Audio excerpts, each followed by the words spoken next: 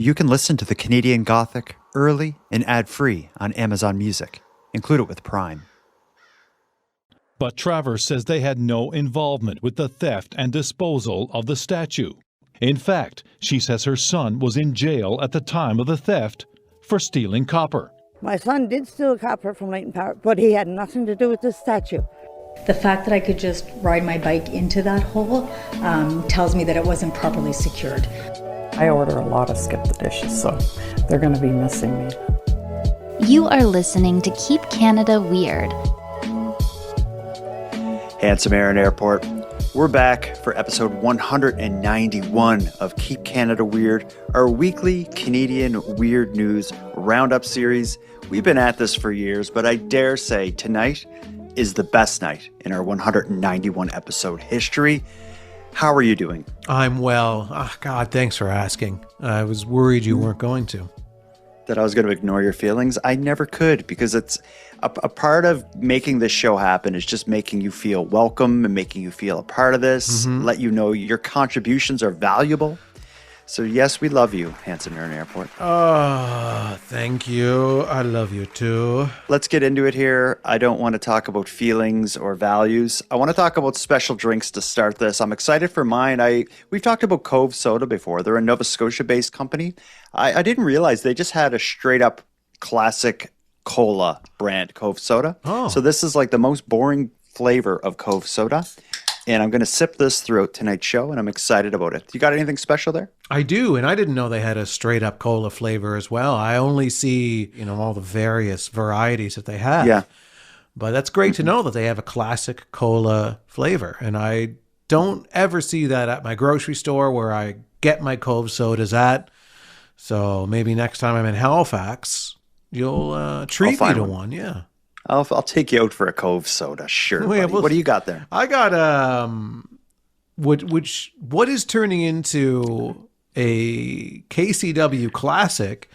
I've got a candy can, which you've had numerous times. I've had numerous times. This is a flavor I haven't tried yet, and it's called Rocket Ice Lolly. Okay, yeah, I've had it. I love it. It's those frozen popsicles that are like blue, white, and red. And so that pop tastes like if you melted one and then carbonated it. It's really good. Mm-hmm. Crack it open. I want to see you enjoy it. Oh, there we go. Yeah, very It's a lot of fun to drink something like that. We got a big show ahead of us. We don't have a lot of time to spend on enjoying special drinks. What we're going to do here tonight, of course, is unpack the unique and offbeat stories that played out across this great nation over the past week. But we also got to front load it a little bit because in our prior episode 190, we called out to listeners for two separate reasons. Reason number one was you suggested listeners contacting us if they had stories that relate to holes in one way or another. I said, don't do it unless you got a really good one. Turns out listeners do have really good stories that in one way or another connect to digging holes or the presence of holes. We'll save that for the end of the episode. But another thing we called out for was ideas for our Christmas special, which we need to start working on. So I want to open the show with a voicemail from a listener named Danny. Danny has an idea for a Christmas special and her own personal story, I guess, to illustrate why this would be a great theme to choose. Here's what Danny has to say. I think a good one would be failed Santa attempts. When I was a kid, our whole family was together and we were at my uncle's place and there must have been at least like 12 cousins and we were all young. And all of a sudden the parents just stopped and said, "Oh, do you hear that? We heard Christmas bells and, we thought it was Santa coming." So of course we all ran to the sliding glass patio doors to see Santa walk across the snow holding his bag over his shoulder, and he's giving a wave to all of us kids.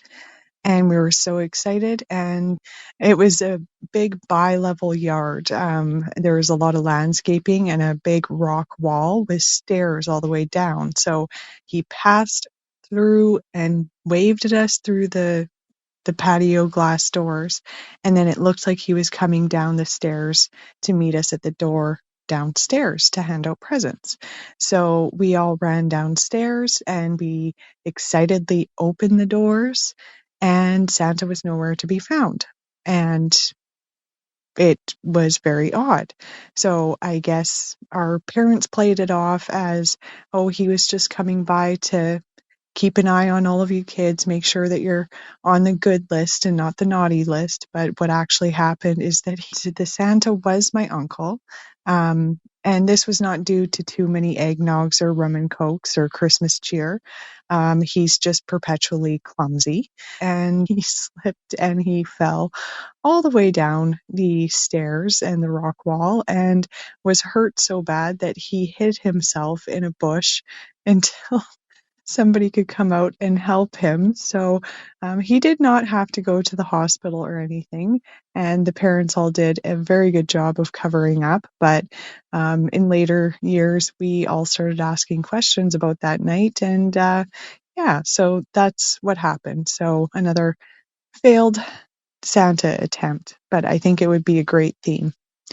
Keep Canada weird.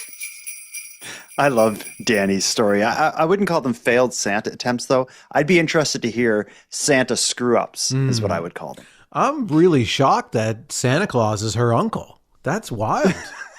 Having a famous relative like that, it must be, well, difficult at Christmas, the fact that he even had time to come by to visit, because, I mean, Christmas is his busiest time of year, but so I could see why he was probably maybe distracted and he tripped because he's so busy and he was trying to do a nice thing and trying to visit his family so close to the holidays. He tried to make some time for them, but I don't know if her uncle is the Santa Claus or if he's one of Santa's many helpers that help bring the magic to the children all around the world.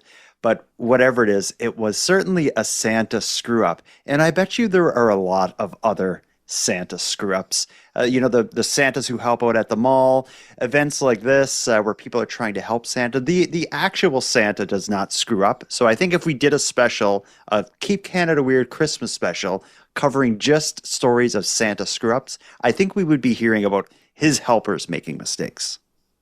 Just to be clear. Right. Yeah, I don't know if I believe the helper theory. Oh. He is busy and he does have to be in a lot of places at once. And magically speaking, that can throw off your equilibrium. And I think that Santa Claus just might have had a short case of vertigo. Just probably because he switched from time zones so quickly. Maybe it would be disingenuous then to take the route of doing Santa screw-ups, because I don't think this guy makes a mistake, but he does maybe have some off moments. And I think a special called like Santa's Off Moments, yeah, maybe that's not fair. When you get it right 99.9% of the time? Is that what you're saying? That's what I'm saying, yeah. So, let's not be too hard on him, but certainly the stories could be shared in a thematic episode. Okay. All right. I like it. Well, we'll go back to the drawing board with our Keep Canada Weird Christmas special idea call out. Danny, I enjoyed your story. I'm glad your uncle's okay, and glad you all have a fun Christmas story to tell and understand better as you got older and more mature. But let's move on to some much more Keep Canada Weird related topics. We got a lot tonight. I want to start with dumb Canadian crime. We have one of the larger, most complicated stories we need to unpack. It's going to take us to Newfoundland, and you know it's going to be good when we go to Newfoundland for it. And it's going to be one of our two-part kind of tellings. Since it's such a big one and we got a lot of meat to chew on this one, let's take our first break now. And when we get back, we're going to get into dumb Canadian crime, starting with one of the most mysterious mysteries in Newfoundland's storied history. And it all surrounds Amelia Earhart. After this break. Handsome Aaron Airport, we got to go to Newfoundland, and you know that means it's about to get weird. In April of this year, just 8 months ago, Harbour Grace was hit by back-to-back thefts related to Amelia Earhart monuments. First, a bronze plaque was stolen, and then a much more significant crime.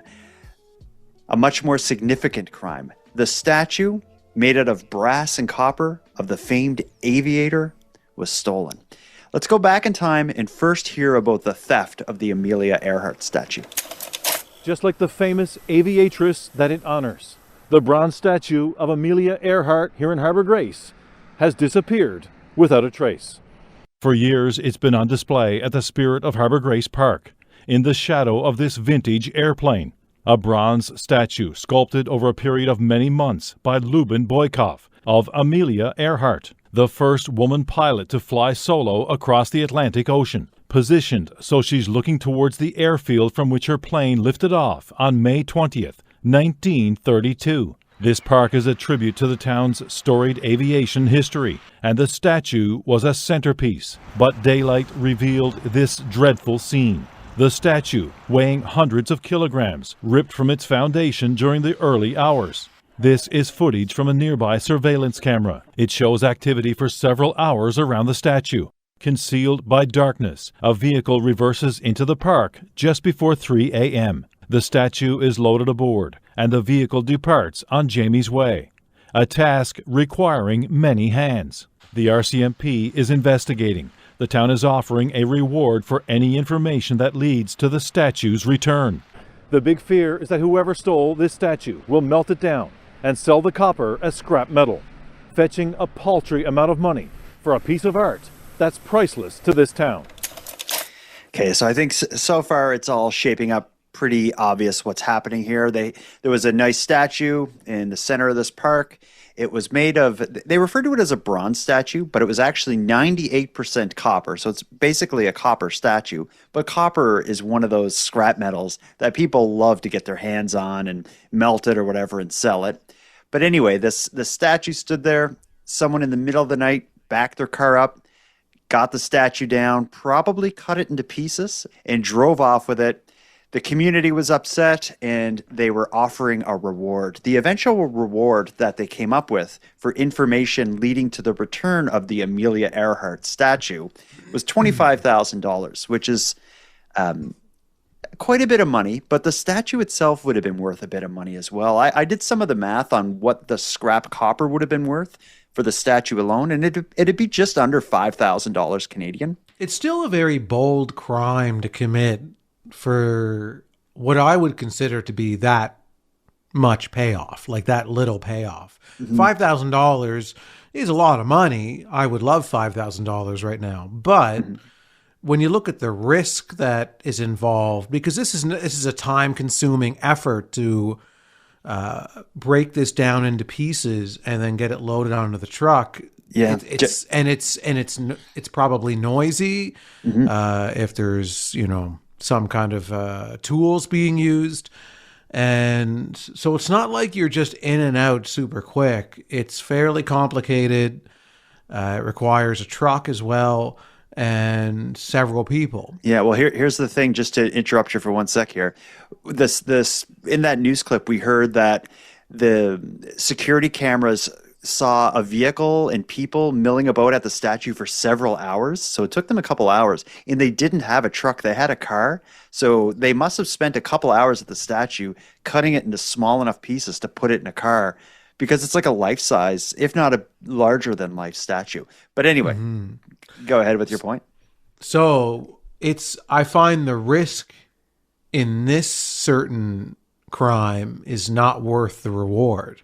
Yeah, because I then you gotta then you've got to take the thing, you got to melt it down, and then do whatever process it is you do to eventually get your around $5,000 worth of copper out of it, and then sell it, and then plus you're targeting a very emotionally high value item, something that is going to have a lot of eyes on it once it goes missing. Yeah, and that's true. That's going to draw attention to it and then lead to complications in trying to sell it after the fact. So I was trying to think of like what would lead them to do this and to take this risk. And I did say in the setup here that this is the second theft related to Amelia Earhart in a short period of time. Prior to this, like there was a plaque there, like like a big rectangle thing on a rock or whatever that just had her name and a bit of history on her, and it was made out of the same material, like basically copper. Weeks before the statue was stolen, somebody stole that plaque. So I think it's probably the same people. Got the plaque, that worked out, and they're like, we got to go back and get more. Let's get the whole statue. That's what I'm thinking they went and have done. But let's catch up to present day and why this is being talked about. Because, of course, this happened back in April. 8 months ago is when the statue was taken. A $25,000 reward was offered. It turns out that the statue was actually found in August, but there wasn't a big to-do made about it. Somebody found it. They tried to claim the reward, but they ran into some trouble, and it seems like they're now going public. They went on the news to basically complain that they found the statue and the city wouldn't give them the $25,000 reward. And this is one of the more fascinating news pieces I think I've ever heard. It's very Newfoundland. Let's hear about the recovery of the Amelia Earhart statue and all the complications that surround it. She says she innocently discovered the stolen Amelia Earhart statue in this brush 4 months ago and believed the big reward on offer would turn her life around. But now Elaine Travers says she's being made to feel like a criminal. I'm hoping that I could get the money so I can better myself right now. On August 1st, Travers pulled into this forest access road off Route 74, about halfway between Victoria and Heart's Content. She says her dog needed a bathroom break, but a quick pit stop turned into a discovery that has transformed her quiet life into a stressful nightmare. So I pulled in this road for her, and she wouldn't come back. And she kept barking and barking and barking. When Travers approached her agitated dog, she noticed something unusual in the brush. It was this, the Amelia Earhart statue, cut into pieces. The theft was big news, which likely prevented the culprits from following through with their plan, and the statue was simply discarded. The town and its partners offered a $25,000 reward for information that would help find those responsible and the return of this prized work of art. I just want to stop it for 1 second here because we're at like a really interesting part in the article that we're going to listen to. So right now they explain all the background. Let's just talk a little bit about how she's ending up here because I find her story very questionable. So in August, she's driving, pulls in some kind of like dirt logging road to let her dog use the bathroom, and she doesn't find the statue. It seems like her dog does. The dog runs off into the woods and won't come back and is barking, almost like something between, like Lassie, like kind of a hero dog, and I don't know, a dog that should work at a scrapyard and understand the values of metals. Because I don't understand what would make the dog be like, Mom, come here. There's a statue cut up way in the woods here. It's the statue everyone's been looking for. Yeah, that's the part that really catches my ear as well about her story. Mm-hmm. The dog would have no earthly business caring about this statue. There's many other things to sniff and smell and be interested in those woods, but that statue is not going to be one of them. Now, maybe there's some dog experts out there that could correct us on that. Maybe dogs have a special interest in copper. We don't know. But from what I know about animals in general, they, other than like enjoying maybe peeing on a statue, that's pretty much it. They're not going to sniff one out like they're cadaver dogs and are only trained to find cut up copper statues. Yeah. And when dogs that like to smell and pee on statues, it's because other dogs have done that. And this specific statue has probably been laying in the woods there for like 4 months or so. So any dog urine that would have been on it should long be weathered away. So there should be no reason for the dog, unless it's interested in the smell of copper or bronze, there should be no reason he's there. He or she, I don't know the dog. But and even aside from that, I also think it's weird that she even pulled over and let her dog run into the woods to pee. Like I've only been a dog owner of my Angel Penny for the last, I guess it's been 4 or 5 months.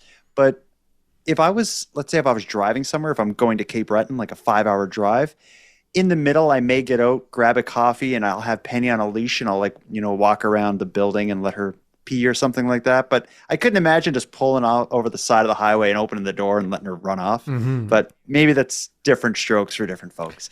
But anyway, let's get back into the article. I just wanted to stop at this point because things are about to take a radical change in whatever suspicions there are surrounding this part of her story. It's going to pale in comparison to the revelations that are to come.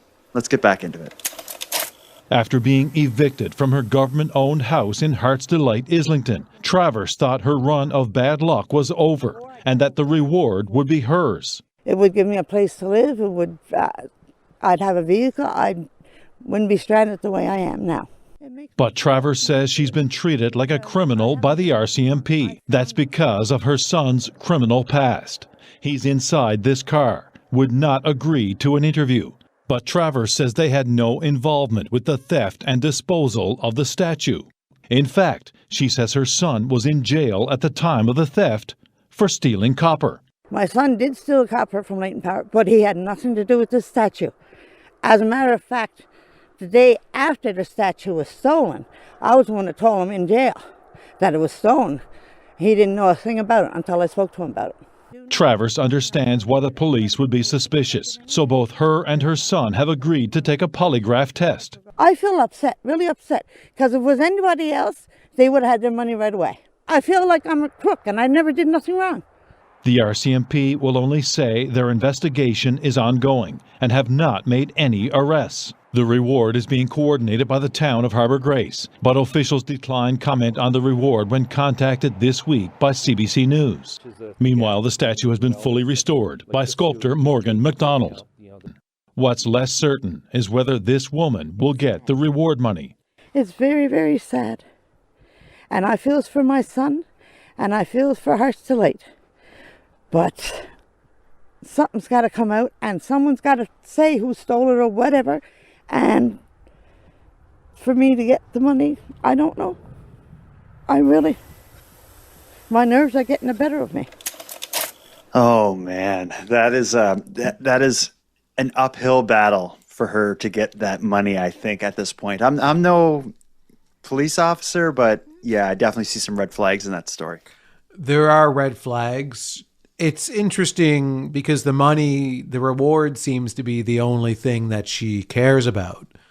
So, which adds a bit of a complicated element to the returning of it, because she's not at any point saying, I'm just glad the statue is back, that it's going to be put back up and that it's okay. And it would be nice to get the reward money, but, we'll sort that out later. But she is in hard times, though. You've heard she's recently been evicted from government housing. So I'm guessing this is someone who has some serious financial hardship. So that $25,000 could change her life. But to play devil's advocate, that could also be motivation to commit crimes like stealing copper. Or knowing that they had already stolen the copper, decided that the heat was too high at that point in time to sell the copper for that, from that statue. And then, so they stashed it somewhere. Then she, months later, falls on some harder economic times and then is like, I've got an idea. I find, in air quotes, the statue. I collect the reward money, and then that's worth even more than what we would have sold it for. Yeah. And there's something that is fact is that she does have connections to the people who are in the trade of stealing and selling copper. Like her son, I tried to find more information on his conviction that put him in jail, but it seemed like it was stealing copper from from the power company. So I guess copper wires or something that they would have had stored somewhere, I'm guessing. But it's just unless there's a lot of people stealing scrap metals in that area, it seems like a pretty big coincidence that her son was in jail for the specific crime that she's being suspected of, I guess. And I don't think anyone thinks that she cut up and removed the statue. I think they probably believe that the reason she ended up in the woods that day to discover the statue had nothing to do with her dog randomly needing to pee. I'm guessing that's the investigator's hunch at this point. Yeah, it all seems to line up a little too oddly, and it's going to be really challenging for her to defend herself in this situation. So, but I guess she just has to keep going. Like, they're going to give them polygraphs. If her and her son actually do get there and take the polygraph, I'll be very interested to hear if there's any signs of dishonesty on those readings. So we'll see what happens here. But I think the investigators are going to try everything they can, because it's on its surface. More investigation is definitely justified given this story. But one other thing. If she has to come up with a reason as to how she stumbles upon the statue, could she not come up with a better reason than, like, my dog found it? Because that's so unbelievable. well, how does she explain why she's roaming around those woods and then finds it? That's true. She doesn't look like a hiker or a hunter. And I don't think we're not dealing with somebody who's a criminal mastermind here. If she is a criminal, because maybe this is just a huge coincidence. No, I think we've called it right here. And Yeah, you think? no need for a polygraph. We've got a case shut here. We can let the RCMP know to arrest them. If it is a coincidence, man, like, how unlucky. Like, what are the chances that the person who randomly finds the statue in this bizarre way has a son who's in jail for copper theft? I think CBC, that was a CBC news piece we listened to. I think they did a great job of keeping all that stuff at the end, because it almost comes across as two separate reports. There's the beginning, and you're kind of on her side, like, this poor lady's trying to get back on her feet. But then it's, then you realize the interview is happening and her car is kind of in the background and her son's in the car and he won't get out of the car to talk to CBC. He just got out of jail for stealing copper. And yeah, the whole thing is crazy. It was interesting that the son was on the scene for this interview, but declined to comment. That was a bad look. Yeah, because they were probably coming from stealing copper. He probably had a bunch of copper in the back seat with him. He's like, I can't be interviewed right now. I'm covered in copper. Oh, what a wild one. But anyway, that was our a rather Newfoundland themed dumb Canadian crime story, but it's not the only dumb Canadian crime we're going to talk about. Let's change gears a bit. Let's head over to Calgary. We have another one that's equally, I guess, just eye-rolly. A Calgary family didn't think that getting deliveries from Amazon and getting food from Skip the Dishes on the same day would be a problem. But as this next story proves, it was a very big problem. Here's the story of the Skip the Dishes delivering porch pirate in Calgary. 'Twas the day before Thursday when Susanna Trotchy was informed her package from Amazon was on her porch, safe and warm. But when Trotchy attempted to retrieve her goods, a blank front stoop was all that stood. My husband said, oh, I wonder what happened to that package. So we went on Amazon and, they take a screenshot of it on the front porch. So we went out and he said, it's not there. I said, well, maybe it flew into the flower bed or something. It turns out the package was taken before it could reach the person it was intended for. A food delivery, same day, same front stoop is how that package flew the coop. I said, okay, well, let's check the Ring camera. And it was about an hour later that my son had his Skip delivery. And I see the guy, unzipping his coat, reaching down, grabbing it, stuffing it in his coat, and walking away. I was like in utter shock. Trotchy says Amazon did everything right. She holds no ill will and will shop with them still. But emails to Skip have proved disappointing. She found the response a little disjointing. I can show you the email where they just kind of, well, we're not responsible because they're individual contractors. They're not employed by Skip the Dishes. I expected more from them. Yeah, or some guarantee of what action has been taken. Exactly, and that's all I asked for. Can you please update me as to respect to this driver? More than compensation, she wants to see action so that other customers don't experience the same dissatisfaction. In response, the family has canceled all Skip accounts and says that will cost more in the long run than any compensation amount. I order a lot of Skip the Dishes, so they're going to be missing me. So let's address the elephant in the room here. Okay. Why is the news reporter rhyming throughout the entire thing like it's the night before Christmas? There's nothing Christmassy about the story other than the story was broadcast on like the 1st of December. There's nothing Christmas related at all in the story. And she's just showing off what a poet she is. I'm so clever. Well, she flopped on the last rhyme of the whole thing. If you listen, as she's telling the story, it's rhyming the whole way through. And just listen to her last little bit. In response, the family has canceled all Skip accounts and says that will cost more in the long run than any compensation amount. So if she had a pluralized or not pluralized amounts and accounts or amount and account, then it would have made sense. Mm-hmm. I heard that, yeah. I'm just still trying to wrap my mind around the motivation of rhyming the entire thing, because she probably added a solid 2 hours to her production time of putting this story together. Yeah, it was a weird way to present that. But this is a very futuristic 2025 story. 15 years ago, this wouldn't have made a lot of sense because it involves an Amazon delivery being stolen by a Skip the Dishes driver, the whole thing being captured on a Ring video doorbell. Like, this is a very present day story. And I kind of like that aspect of it, but I'm shocked it happened. What was the Skip the Dishes driver thinking? And I should say, for anyone who hasn't seen this news clip, he looks right into he walks up onto her step with the food. He looks at the package. He looks straight into the video doorbell's lens. He looks back at the package, looks back at the lens, lays down the food, opens his coat, stuffs the package in it, and just walks away. There's no question in his mind. This guy knows he's being filmed, and he knows he's being tracked because it's a Skip the Dishes order. I know. You see these, they call them porch pirates, and you see them and they show up and they've got a hood on and a mask or whatever. They're concealing their identity, at least somewhat, and they jump up onto the porch. Sure, they know there's probably a Ring doorbell camera there, but they figure it's nighttime. They can't see my face.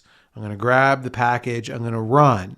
So there's very little they're going to be able to do to figure out who I am. This guy, they already know this guy's first name just from his Skip the Dishes account. What he's driving, where he works. They have it all. Exactly.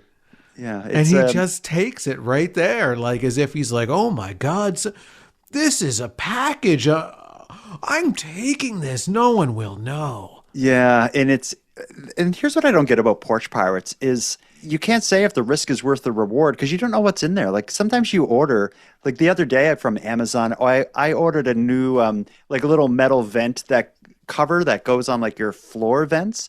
So one of mine broke, like like the vents that your furnace blows the air through or whatever. One of mine broke, so I bought like this vent thing. I think it cost me $9. It showed up on my doorstep in this big box. So some porch pirate could have risked their job and stole this like, $8 to $10 vent cover that would be worth nothing to anyone other than me because it just so happens that I need one.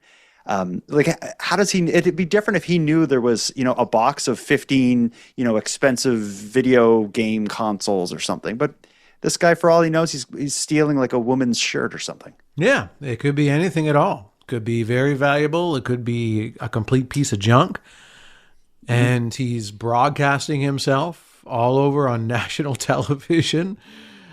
Losing his job, costing his employer big because, this is a Skip the Dishes employee is doing this, and Skip the Dishes kind of fumbles their response. Like Amazon did nothing wrong, but Skip the Dishes didn't seem too concerned. They passed it off as he's a private contractor and not an employee of Skip the Dishes, which is maybe that's true, but they need to, just for public relations, need to take this very seriously. It looks bad, and it cost them at least one customer, because she ends by saying, I order a lot of skip the dishes, so they're going to be missing me. I don't think they'll notice, and don't brag about that either. Seriously. I don't go to the grocery store. I get skip the dishes for every goddamn meal that I eat every day. And they're going to lose out on all that money, because you wouldn't believe, you'd vomit if you heard how much I order skip the dishes. I'm glad I don't get into that. I don't like the food delivery. I think it's a slippery slope. And if I started it, I think I'd go deep into the dark side of ordering Chinese food delivery at all hours of the night to my house. Just one quick story before we take our second and final break. I won't say his name, but I have a friend who he lived like maybe a block away from a pizza shop, and he loved that pizza shop. It was his favorite pizza shop, but he was so lazy, and he always wanted pizza, but he felt bad ordering delivery from his like pizza shop that's like a block away. He didn't want to order from there because it would just look so crappy to get it delivered, a 4-minute walk. So he would order pizza from a pizza shop that was a bit further away that he didn't like as much, just to avoid the embarrassment of getting delivery from a pizza shop that's, less than a 5-minute walk away. That was before the era of skip the dishes. That was when you actually called the business and had it delivered. COVID changed a lot about this world. And one thing it really changed is food delivery. It's such a common thing now. Yeah, no, I mean, it was always common in the sense of ordering a pizza or ordering Chinese or whatever it was that you were into. But now with skip the dishes, it's like anything. In any restaurant, anywhere, anytime. Yeah, and you can get, like, I saw ads pop up on my social media recently. It was an ad for like my local dollar store advertising the fact that they are partnered with, like, I don't know, it was Uber Eats or Skip the Dishes or whatever. But you could order like, chips and pop from the dollar store and get it dropped off at your door. But anyway, it's I want nothing to do with all that stuff. You just stay safe in your home, and you just eat the food that you purchase from the grocery store and live a long, happy life. That's what I hope for you. Well, let's take our second and final break of the night. When we get back, we are going to dig deep into holes, a topic I didn't think we'd ever get into. And I don't want this to turn into a tire thing. I don't want this to turn into a stairs thing. You called out and you said, if you have a really good story involving holes, I'd like to hear it. Let's see where this leads. We'll take a quick break. When we get back, we're going to head to Montreal to hear about a hole.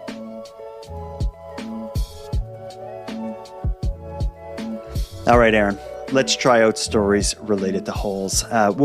It just so happens that when we talked about that in the last episode, and you said, if anyone knows any good hole stories, let us know. A listener named Chantal had a hole story that was in the news in her community, and she wanted to let us know about it. And I agree with her. It's a good one, and I'm excited to get your take on this. A Montreal woman was biking to work and thought she was about to splash through a harmless puddle. But it turned out she was actually riding straight into a 10-foot deep hole that was filled to the top with water.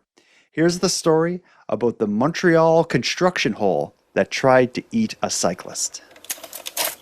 Last week at 8 in the morning, Darlene Demchuk was riding her bike to work along this shared lane on Timmins Boulevard in Saint Laurent.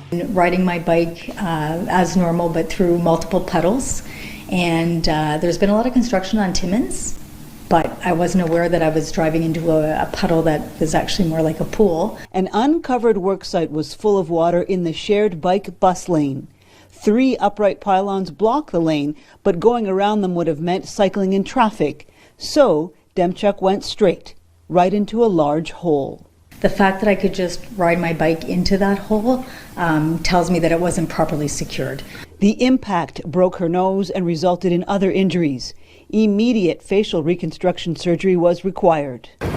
Soon after, Demchuk recorded a video as she measured the depth of the pit with a 10-foot pole showing the danger of leaving it uncovered. That's how deep it is. Saint Laurent Borough Mayor Alan D'Souza says his team secured the site as soon as they heard about the accident. Our staff immediately went down, put up a barrier, put up a yellow tape, and as well put a covering to cover the hole to minimize the risk that this could happen to somebody else.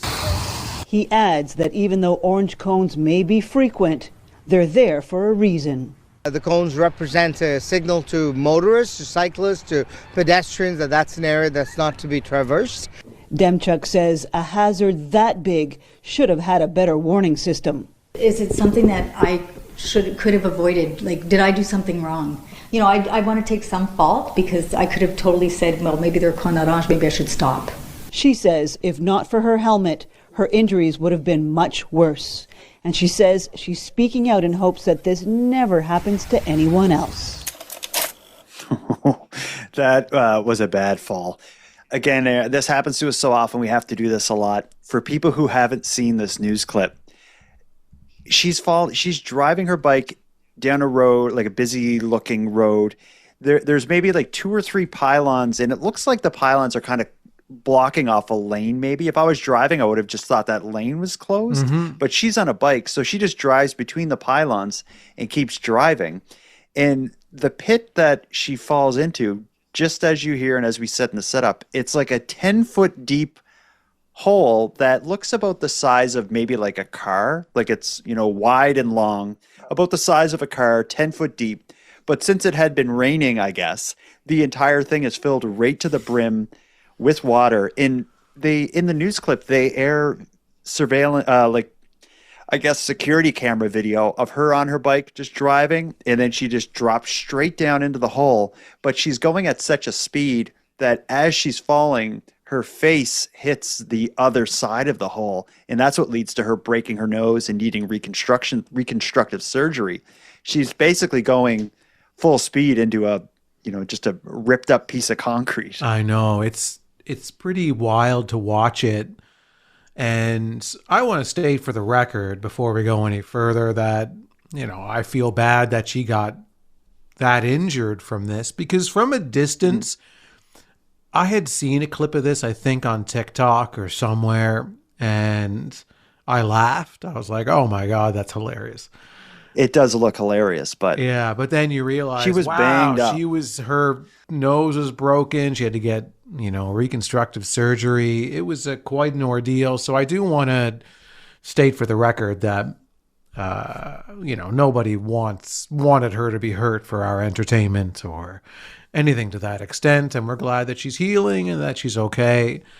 So having said all that, I do believe that the pylons that were up certainly indicated that you shouldn't go past those pylons. You should go around them, use another lane, whatever you can.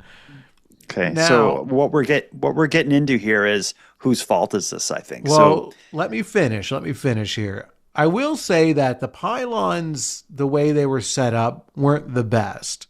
They seemed a little haphazard the way they were set up. There was big spaces in between them, and they could have been a bit more diligent with how they set up the pylons, but certainly several pylons set up to block people from using that part of the road, but she used it anyway. She made a last-minute decision. She saw the pylons, she recognized them, and then she registered in her head that she knew what pylons mean, and then decided, I'm still going through. Yeah. Okay. So in terms of percentage, what percent at fault do you believe she is? How much of this is her fault? Yeah, it's a great question. If I were to ballpark it, I would say she's 65% at fault. Okay. I think you make a good point. Like, there were pylons there. She said herself she recognized them and saw them, drove right past them. The way the pylons were laid out to me would have indicated a risk akin to maybe there's going to be like a pile of gravel or a really bumpy road up ahead. I never would have suspected that is how you would block off or that's how you would warn of the hazard of a 10-foot deep pit. I feel like if I'm walking down the street and there's road work being done, when the crew's done for the day, if there's a big hole, usually there's like big sheets of like metal or wood or something they put over the top of it. and there would be more than just a couple pylons around it. Like, I think when I'm getting into fault here, I'm thinking she's like maybe 25%, and the rest is them for just leaving the job site in that state. And, evidence of that I would make if I was the lawyer representing her in a suit against the city or whatever company did this work is after she fell in, the mayor himself said in that news clip, the first thing they did was went down there, they covered the hole, they put up better signage, and they roped the thing off so that no one else could fall in it. Had they had taken those steps, which I think are reasonable from the very beginning, she wouldn't have that broken face. Yeah, and certainly hindsight is 2020 here. But I agree with you to the extent that if it were me, I would have put some kind of a sheet over it or something. To indicate that this is a no-go zone. I mean, that's what the pylons are supposed to be doing, but but it was just a casual setup for the pylons. Like I said, if those pylons, to me, as someone walking past, driving past, or biking past, it looks like it's warning you of the kind of hazard, like, that's going to be really bumpy here. There's going to be a bunch of gravel, or maybe the concrete's wet or something, like something of that nature. A 10-foot deep pit. She's probably lucky that the thing was full of water, although it is very kind of embarrassing and hilarious or whatever to see her falling into all the water. If it wasn't full of water, not only would she have smacked the side of it and busted up her face, but she would have had a pretty good fall as well. Well, I think if it wasn't full of water, she would have noticed that it was a big hole. She never would have driven over it. That's a good point. So I think when they were setting up the pylons, it was probably a slip of the mind where it was a nice sunny day when they were setting up those pylons, and it was an obvious hole. So there was pylons around a hole where they were like, people are going to know it's a hole.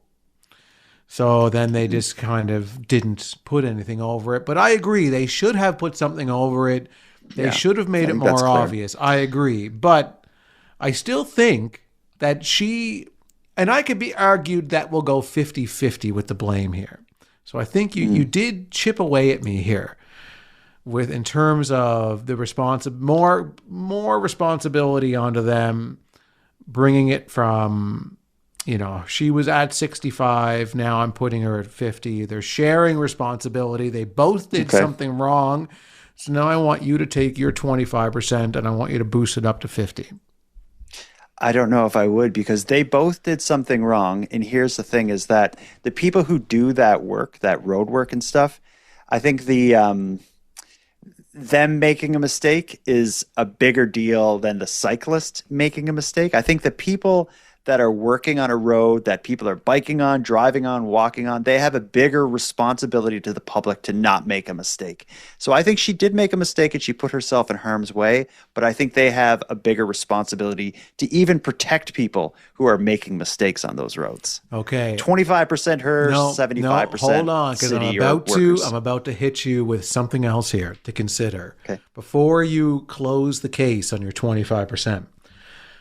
When you're a cyclist, you are to be following the rules of the road, just as the drivers are, right? The drivers are to treat you the same. So the drivers are not driving through the pylons. The drivers, following the rules of the road, are sticking to the non-pylon lanes. So they're avoiding this, and they're using the pylons as a signal to avoid that part of the road, part of the rules of the road. The cyclists, just because they are thin and can fit into nooks and crannies, doesn't mean that they should be going into those nooks and crannies, because they should be following the same rules that the cars are following. Yeah. So I think that justifies your 25% coming up to a 50, where we can all agree that everybody here is an idiot. Yes, I agree to that. Most I'll do is 30-70 split, 30 her, 70 the city, or the workers, or whoever's responsible for that job site. But I'm not going to do 50-50, so let's not fight about it anymore. If any listeners out there have any opinions on what the fault breakdown should be, send us a voicemail with your justification. Go to thecanadiangothic.com/contact. Send us a voicemail. Let us know what you think the spread of fault should be and why. I'll share this video on my Facebook and Instagram and TikTok for people to see her actually falling in, because I think seeing the visual is important in this story if you're going to get to the point of sending us a voicemail with your fault breakdown. Anyway, let's move away from this story. We have one final story, and it's going to be a story involving a hole, but it's going to have a whole different kind of it's going to have a whole different feel. This is a listener contributed story. It's a listener named Lauren from Cape Breton. She's phoned in several times before, and this is going to be an explicit and slightly suggestive whole story, but it's one we got to hear. Here's Lauren's whole story. Hey, Jordan and handsome Aaron. It's Lauren calling from Sydney, Nova Scotia. I know Aaron called out for whole stories, and Jordan, you were a little hesitant. I'm going to share this story anyways. Probably won't make it on the show. But maybe it'll give you a chuckle anyway. For the longest time when I was, like in my late teens. So like, I think I discovered my error when I was about 19 or 20. But for the longest time, I thought, this is really embarrassing. I thought that glory hole was a big hole in the ground, or just like a big hole in general. I don't know why, but I just thought it was like a regular old saying that people say when you see a big hole. I don't know where I got that from, potentially a movie, potentially a TV show. I have no idea. But me and my now husband were driving, and we were passing by a mine, and I yelled out, "Look at that huge glory hole." And that's when my now husband politely let me know that that is not what that word means. I'm sure I said that in inappropriate settings on multiple occasions, because I just truthfully didn't realize that that's what it was. And yeah, kind of funny to think about and wonder what was going through people's heads when I yelled out glory hole to big holes.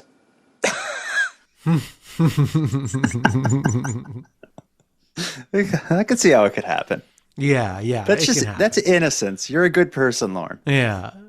I mean, ideally, somebody wants to go their entire life not knowing what a glory hole is. What it really the concept is. of it. Yeah. For people who don't know, it's an explicit like sex thing. Don't Google it. Yeah. Just take our word for it. But what are you asking? Well, they're often found in bathroom stalls. You'll see a glory hole there.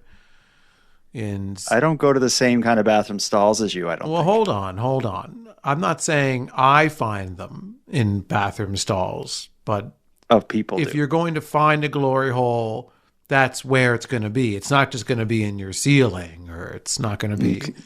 It's intentionally put into a bathroom stall so that people can enjoy certain things that can be put through there anonymously. Okay.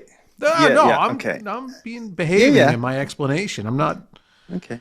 I get it. Okay. So what I wanted to ask you is, have you ever seen a glory hole in person?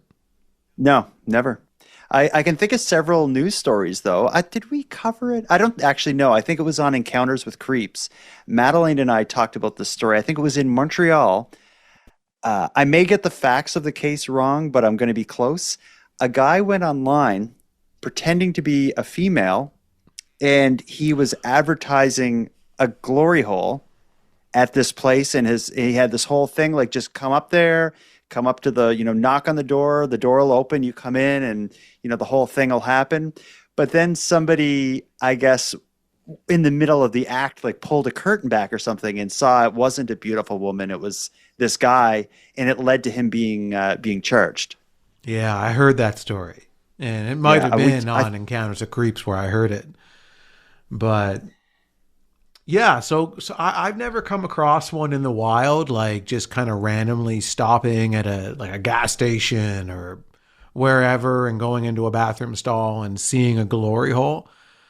I have seen those notes though, like for a good time, call this number, or for a good time, come here at a certain hour or something. Yeah, I'd see that in like a stall in like a gas station. Yeah. But I don't want to talk about glory holes anymore. Oh, I want to okay. say that, Lauren, I'm glad that your now husband politely and comfortably explained to you your mistake. I could see his confusion when you're like, look at that glory hole. And he's like looking at a mine like, what? It reminds me a lot of a story I have about my painfully innocent mother. I had to correct her with something that she messed up. I saw on Facebook, if like your friends comment on other people's things, sometimes it'll show up in your feed. I saw somebody made a post that was talking about a loved one who had just passed away. I think it was like their uncle or something. Like my uncle Jim was a great guy and we lost him today. Sorry to everyone who loved Jim. And then I noticed my mom commented underneath it, LOL. And I immediately called my mom and I'm like, Mom, why did you may have wrote on this wrong post. You got to delete that. And she's like, yeah, I put lots of love. And I said, no, Mom, LOL means laughing out loud. And she told me that she had always thought it was lots of love. So she was using it as lots of love until the time that I saw that and made her go and delete it from the in memorial type Facebook post. Mm-hmm. Yeah, you don't want to be LOLing on people's obituaries. No. Oh, it's what a world. But anyway, those are two whole stories. Do you think this is a worthwhile pursuit? We've done stairs, we've done tires. Do you think holes have enough legs to carry us? I do. I think that holes are right up there with stairs and tires. People dig holes, people fall into holes.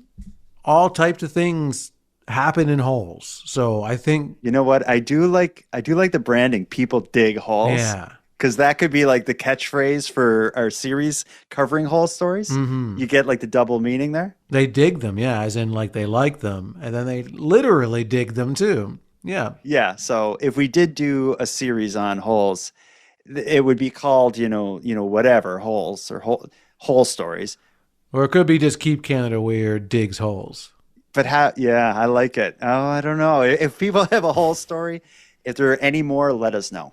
But don't feel like, again, we don't want like these half-ass whole stories. If you have a really good one, an entire whole story, that's what we want to hear. Yeah, justice for holes, I say. Let's bring holes to the limelight where they belong and give them the respect they deserve. We still have a collection of stair stories that I've been holding off for Stairs Volume 2. That may still happen, but anyway, let's not get ahead of ourselves. Let's first get through Christmas. We're looking for some more Christmas special ideas.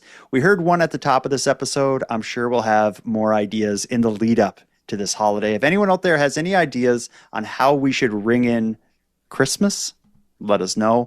Go to thecanadiangothic.com/contact and send us a voicemail. But I think our work here is done, Aaron. Is there anything else we got to do? Did we miss anything? No, we hit all the notes tonight. Well, in that case, let's put a bow on this. Handsome Aaron Airport, until next time. Jordan, bus stop, backhoe, Bonaparte, until next time. I'm excited for whatever shape our Christmas special takes. Did we do one last year? I don't think we did. I don't remember. Well, whatever it is, I'm excited to have a Christmas special with you. And Jordan, until next time, I don't work for Skip the Dishes. I know that's what you feared. But I'll pointlessly rhyme until next time when we keep Canada weird. How did you put that together? Just I was noodling on it after that story. I just typed it out so that I wouldn't forget it. You've been waiting.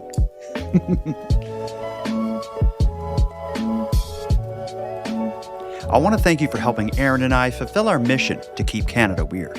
Now, if any one of you listening want to get more involved in what we're doing, we need all the correspondence we can get. So if something weird happens in your area, or if you have any thoughts on anything we discussed tonight, let us know about it.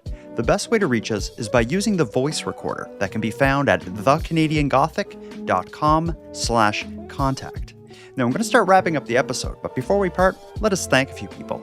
First of all, Aaron and I want to give a big thank you to all the correspondents who contributed to this episode. If your voice message was aired on the show, go back to thecanadiangothic.com/contact and fill out the form to claim your swag pack and Keep Canada Weird badge. We'll happily get it right out to you. Next, a big shout out to Unicole for the intro and outro voiceovers, and Monty Data, who provides the outro version of O Canada that you're about to hear. And then lastly, but most importantly, we have a massive thank you to every one of you listening, as without your interest and your support, this work would be impossible. And for any one of you out there who want to support the show financially and get more out of the show at the same time, please consider the premium feed. Our premium feed subscription costs just a couple bucks a month, and that money will fund the creation of new episodes. But the premium feed will also give you those episodes early, give them to you ad-free, and give you access to a full back catalog of Keep Canada Weird episodes and bonuses. You can go premium at thecanadiangothic.com/subscribe. And even if the premium feed isn't for you, you can still support the show by simply sharing episodes on social media. That's free, and it's a big help. So until next time, take care of each other, hug your loved ones tight, and please keep Canada weird. And keep Canada weird. Please keep Canada weird.